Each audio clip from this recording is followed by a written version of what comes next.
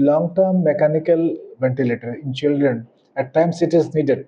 In 65% of cases, it is the CNS disease like spinal muscular atrophy, spinal cord injury, severe sort of cerebral palsy, and diaphragmatic paralysis, mitochondrial disease.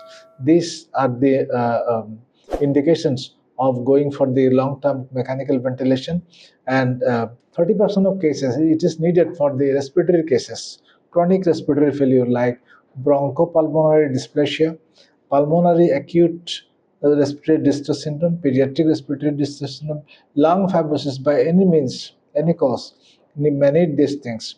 So, severe sort of tracheoesophageal malacia, and then chest wall deformity, severe sort of deformity, the kyphoscoliosis, your obesity, morbid obesity with deformity.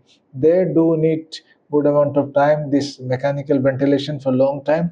And the other one is not that uncommon also in the, if you diagnose acquired and chronic and your congenital in the your central hyperventilation.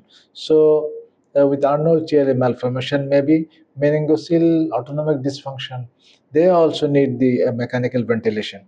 So most of the cases, these cases are the mask ventilation. In 62% of cases, the mask ventilation, and then another one third of the cases, it is invasive or tracheostomy ventilation.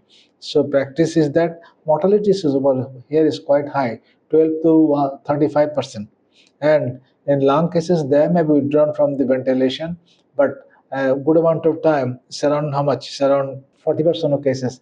These children need readmission. So this is now the difficult part of the journey, but it is to be undergone in some of the children.